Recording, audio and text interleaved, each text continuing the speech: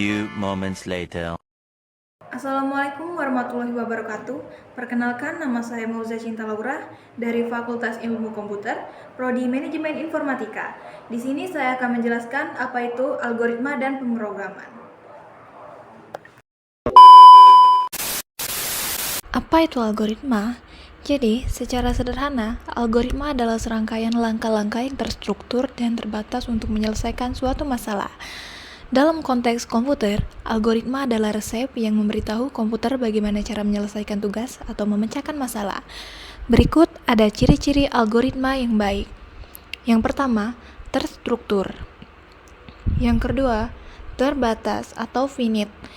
Yang ketiga, memiliki masukan atau input. Yang keempat, menghasilkan keluaran atau output. Yang kelima, efektif dan efisien. Di sini juga ada 3 cara menyajikan algoritma. Yang pertama ada narasi, yaitu deskripsi bahasa natural. Narasi ini menjelaskan langkah-langkah algoritma menggunakan bahasa sehari-hari. Cara ini mudah dipahami, tetapi bisa menjadi ambigu.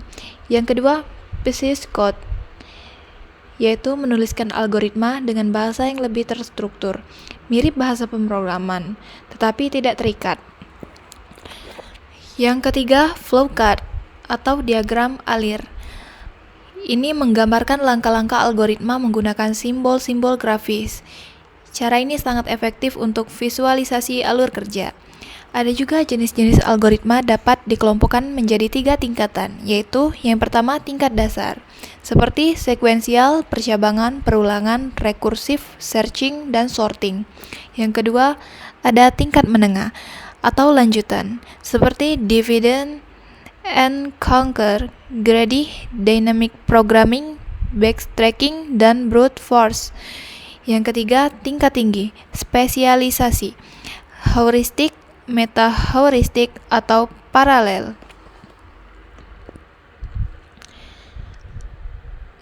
Algoritma sekuensial linear. Algoritma ini menjalankan instruksi secara berurutan, satu persatu dari awal hingga akhir, tanpa percabangan atau pengulangan. Ini mirip dengan mengikuti resep masak, atau harus menyelesaikan satu langkah sebelum pindah ke langkah berikutnya. Algoritma ini cocok untuk masalah yang sederhana.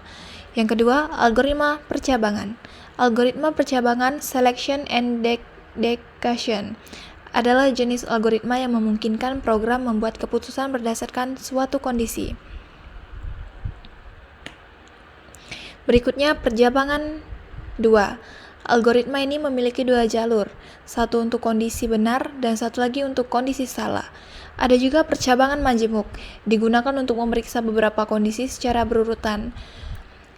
Yang ketiga, percabangan bersarang. Ini adalah penggabungan beberapa percabangan di dalam satu sama lain. Di sini ada algoritma perulangan. Algoritma perulangan atau looping adalah algoritma yang memungkinkan program untuk menjalankan suatu atau lebih instruksi secara berulang hingga suatu kondisi terpenuhi. Ini sangat efisien untuk tugas yang memerlukan pengulangan, seperti memproses data dalam jumlah besar atau menghitung total dari serangkaian angka. Ini juga ada 3 jenis perulangan. Yang pertama, perulangan for. Yang kedua, perulangan while. Dan yang ketiga, perulangan do while. Algoritma perulangan for. Perulangan for digunakan ketika Anda tahu secara pasti berapa kali sebuah tugas harus diulang. Juga memiliki kasus seperti mencetak angka dari 1 hingga 5. Algoritma perulangan while. Perulangan while digunakan ketika Anda tidak tahu secara pasti berapa kali perulangan akan terjadi. Perulangan ini akan terus berjalan selama suatu kondisi benar. Jika kondisi di awal salah, blok kode di dalam perulangan tidak akan pernah dieksekusi. Algoritma perulangan do while. Perulangan do while mirip dengan while, tetapi ada satu perbedaan krusial. Perulangan ini menjamin bahwa blok kode akan dieksekusi setidaknya 1 kali, karena kondisi diperiksa setelah putaran pertama selesai. Di sini ada tahapan-tahapan merancang algoritma. Secara umum, ada 6 tahapan merancang algoritma. Yang pertama, memahami masalah. Yang kedua, menganalisis masalah. Yang ketiga, menyusun algoritma dan precise code dan flowchart. Yang keempat, mengimplementasikan algoritma. Yang kelima, menguji dan mengevaluasi algoritma. Yang keenam, mendokumentasikan algoritma. Tahapan-tahapan ini bisa berulang untuk menghasilkan algoritma yang efektif dan efisien. Pemrograman atau programming adalah proses menulis instruksi agar komputer dapat melakukan tugas tertentu. Instruksi program mengikuti alur logika tertentu. Ada beberapa paradigma pemrograman. Yang pertama ada machine language. Yang kedua ada assembly language. Yang ketiga ada bahasa tingkat tinggi. Yang keempat ada imperatif. Kelima deklaratif. Keenam modern. Paradigma pemrograman meliputi machine language, bahasa paling dasar yang langsung dipahami komputer. Itu kayak berupa kode biner. Yang kedua, assembly language, bahasa tingkat rendah yang menggunakan simbol atau kode singkat untuk instruksi mesin.